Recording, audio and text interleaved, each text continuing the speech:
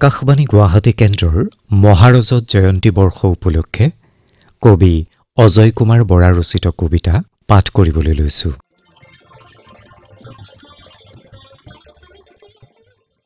আকাশবাণী গুৱাহাটী।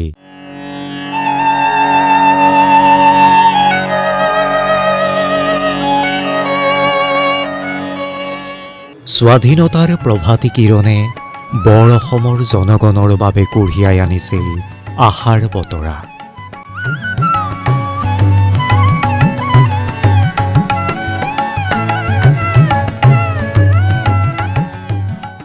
অসমীয়াৰ মৌমাত, থলুৱা গীত মাত, ভাষা সাহিত্য সংস্কৃতিৰ বিকাশ প্ৰসাৰ আৰু প্ৰচাৰৰ বাবে, জনগণৰ সুখ জনগণৰ হিতৰ বাবে শ্বিলঙৰ শিখৰ আৰু লুইতৰ পাৰত প্ৰতিষ্ঠা হৈছিল all India radio' Shillong Guwahati.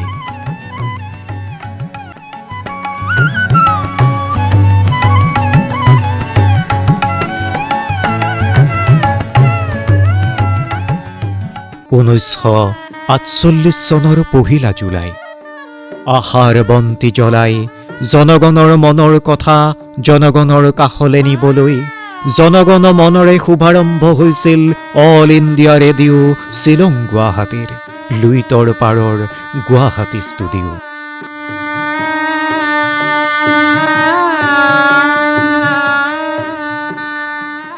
সময়ৰ লগত খোজ মিলাই আকাশবাণী নাম লৈ চিফুং পংচি পেপাৰ সুৰে সুৰে ঢোল মাদলৰ চেৱে চেৱে বিহু বাগৰুম্বা হাতচা জুমুইৰে অসমৰ আকাশে বতাহে মুখৰিত হ'ল আকাশবাণী গুৱাহাটী।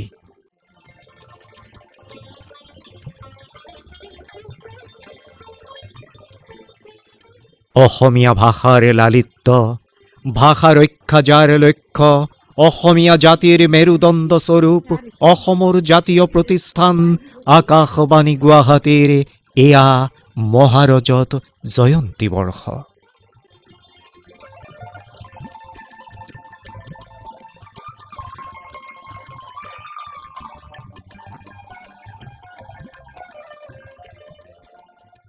কবিতাটি কেনে পালে কমেণ্ট বক্সত জনাব আৰু চেনেলটো লাইক, শ্বেয়াৰ এণ্ড ছাবস্ক্ৰাইব কৰিবলৈ নাপাহৰিব।